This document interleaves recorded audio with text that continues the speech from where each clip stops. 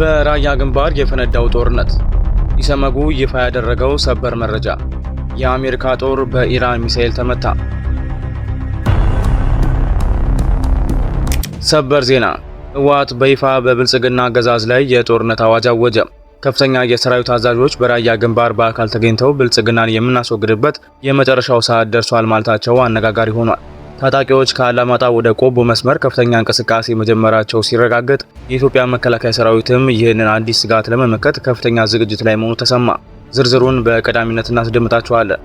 በሌላ በኩል ከ450 በላይ ንጹሃን ዜጎች በአሰቃቂ ሁኔታ ተገደሉ። ከ14000 በላይ የሚሆኑ ወገኖችም ከቀያቸው ተፈናቀሉ። የኢትዮጵያ ሰብአዊ መብቶች ጉባኤ ኢሰመጉ በምስራቅ አርሲ ዞን በተለያዩ ወረዳዎች የተፈጸመውን እጅግ ዘግናኝ ግፍና የመስክ ምርመራ ውጤት ከጥቂት ደቂቃዎች በፊት ይፋ አደረገ። ሙሉ መረጃውን ይዘናል። ከውጪ ዜና፣ መካከለኛው ምስራቅ ዳግም በእሳት ነበልባል ውስጥ ገባ። ኢራን በአሜሪካ ኃይሎች ላይ ድንገተኛ የባላስቲክ ሚሳኤል ጥቃት መክፈቷን የአሜሪካ ጦር በይፋ አረጋገጠ። የሰላም ንግግሩ በአንድ ጠንካራ ምት እንዴት ወደ አደገኛ ጦርነት ተለወጠ? ዝርዝሩን ይዘናል። አብራችሁን ቆዩ። ሰላም ውድ ቤተሰቦች እንደምን አላችሁ? ይህ ዜና ላፍታ ነው። ቪዲዮውን ላይክ በማድረግ ጀምሩ እያልን ወደ ዝርዝር ዜናዎቹ አለፍን። ሰበር ዜና። በቅርብ ቀን 4 ኪሎ እንገናኛለን። በራያ ግንባር የተሰማው የጦርነት ነጋሪትና የህወሓት አዲስ የዘመቻ ስምሪት በከፍተኛ ሁኔታ የተዳከመውን ህዝባዊ ድጋፍ ለማስመለስ ከአንድ ሳምንት በላይ በመላው ትግራይ የዘመቻ ስብሰባዎችን ሲያደርግ የሰነበተው ህወሓት ከስብሰባዎቹ መጠናቀቅ በኋላ ፊቱን ሙሉ በሙሉ ወደ ጦርነት ማዞሩ ተነገረ። ቡድኑ ከህዝባዊ ስብሰባዎች መጠናቀቅ በኋላ በተለያዩ ቀጠናዎች ያሉ የሰራዊቱን አሃዶችና የአደረጃጀቶች አዛዦች ወደ ማዕከል በመጥራት አዳዲስ የዘመቻና ስምሪት ግዳጆችን እየሰጠ መሆኑ በሰፊው እየተሰማ ይገኛል። የቡድኑ ከፍተኛ ወታደራዊ አዛዦች በራያ ግንባር በአካል ተገኝተው ብልጽግናን የምናስወግድበት የመጨረሻው ሰዓት ደርሷል በማለታቸው ሁኔታው እጅግ አነጋጋሪ ሆኗል። ጀነራሉ ብልጽግናን ለማጥፋት ተቃርበናል ከማለት በተጨማሪ ለሰራዊቱ አዲስ የኃይልና የዘመቻ ስምሪት መስጠታቸው ተሰምቷል።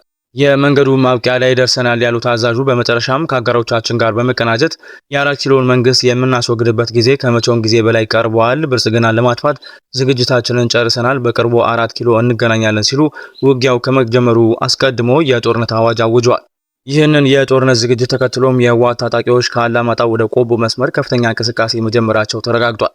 ታጣቂዎቹ የባቡር መንገድ ተከትለው ወደ ቆቦ እያመሩ መሆናቸውን የተገለጸ ሲሆን በህወሓትና በመንግስት መከላከያ ሰራዊት መካከል ከፍተኛ ወታደራዊ ጫና በተፈጠረበት በራያ ግንባር የተሰማራውን የህወሓት ጦር የሚመሩት ሌተናል ጀነራል ዮሐንስ ወልደ ጊዮርጊስ ጦርነቱ በይፋ የሚታወጅበት ቀን መቃረቡን ለታጣቂ ኃይሉ አባላት ተናግረዋል።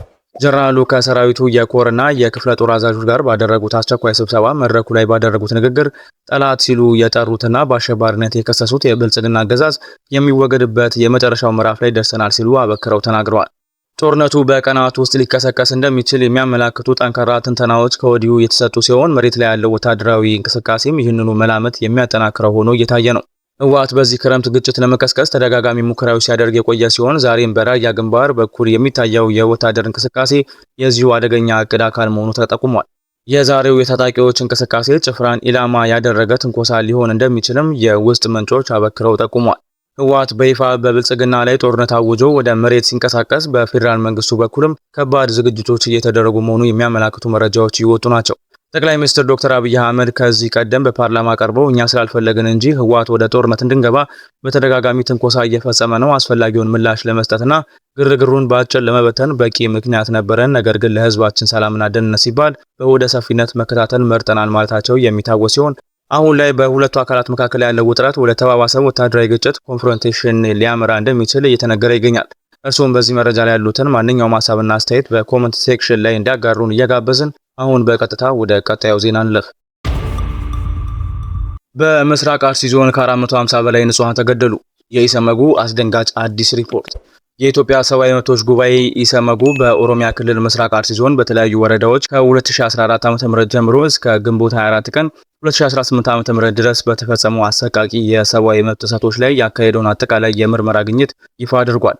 በቁጥር 158 በወጣው በዚህ ልዩ መግለጫ መሰረት ሀገር በቀሉ የሰብአዊ መብቶች ተሟጋች ድርጅት በዞኑ በሚገኙ 9 ወረዳዎች ውስጥ በታጣቂ አካላት ማንነትና ሃይማኖትን መሰረት በማድረግ በተፈጸሙ ኢሰብአዊ ጥቃቶች ቢያንስ ከ450 በላይ ንጹሃን ዜጎች ህይወት መቀጠፉን አረጋግጧል። ጉባኤው የሟቾችን ስም ዝርዝር ከነ ምስላቸው ጭምር በ37 ገጾች ከንብቦ ባወጣው አጠቃላይ ሪፖርት የሰው ሕይወት ከማለፍ ባለፈ በርካታ ዜጎች ለአካላዊ ጉዳት፣ ለእገታ፣ ለአስገድዶ መሰወርና ከ14000 በላይ የሚሆኑ ወገኖች ከቀያቸው መፈናቀላቸውን በይፋ አስታውቋል።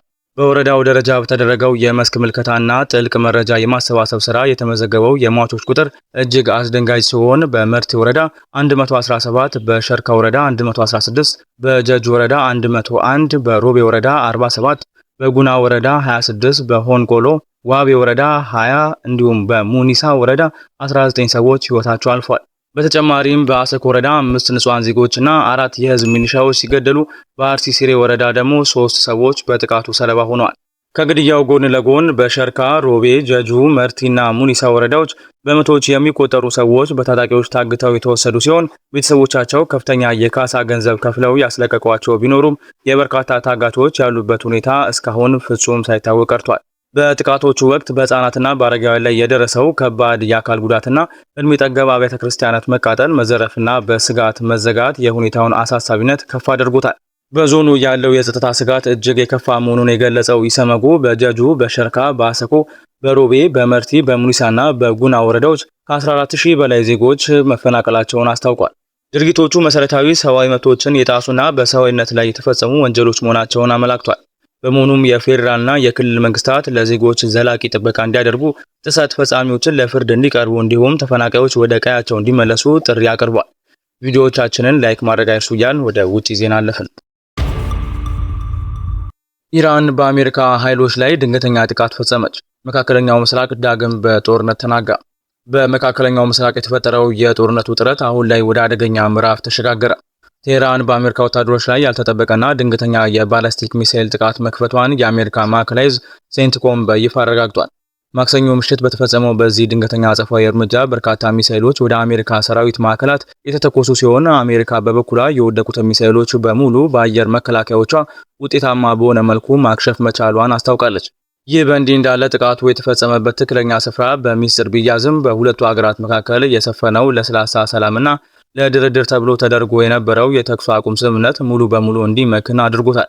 ፕሬዚዳንት ዶናልድ ትራምፕ ከኢራን ጋር ወዳጅነት የተሞላበት ድርድር እያደረጉ መሆኑን ከተናገሩ ከሰዓታት በኋላ የተከሰተው ይህ ድንገተኛ ውጊያ በዓለም አቀፍ ደረጃ ትልቅ መነጋገሪያ ፈጥሯል። ከጥቃቱ ሰዓታት በኋላ የአሜሪካ ጦርና የሳውዲ አረቢያ ኃይሎች በጥምረት በምስራቃዊ ኢራቅ በሚገኙ በኢራን በሚደገፉ ታጣቂዎች ላይ ከፍተኛ የአጸፋ የአየር ድብደባ ፈጽመዋል። ባለፉት 72 ሰዓታት ውስጥ በኢራቅ በኩል የተፈጸመው ከ30 በላይ የድሮን ጥቃቶች ላይ ያነጣጠረው ይህ የጋራ የአየር ላይ ጥቃት የጦር መሳሪያ ማከማቻዎችና የአሸባሪዎች መገኛዎችን ሙሉ በሙሉ ማውደሙ ተነግሯል። የአሜሪካ ማዕከላዊ እዝና የሳውዲ መከላከያ ሚኒስቴር በስተመጨረሻ ባወጡት ጠንካራ ማስጠንቀቂያ የኢራን ጦርና የሽብር ወኪሎቹ ተጨማሪ አጥፊ ምላሽ ላለማስተናገድ ከወዲሁ ጥቃቶቻቸውን ሙሉ በሙሉ ሊያቆሙ እንደሚገባ አሳስበዋል። በክልሉ የተከሰተው ይህ ዳግም ያገረሸ አደገኛ ግጭት የዓለምን የነዳጅ ዋጋና ጂኦፖለቲካ ደህንነት ዳግም ወደ ከፍተኛ ስጋት ውስጥ ከቶታል። ውድ የዜና ላፍታ ቤተሰቦች የሰዓቱ መረጃዎቻችን ያደመጣችሁትን ይመስል ነበር። ስለተከታተላችሁን እያመሰገንን ቻናላችንን ሰብስክራይብ በማድረግ ቤተሰብ እንድትሆኑ እየጋበዝን በዚሁ ተሰናበትን። ጤና ይስጥልን።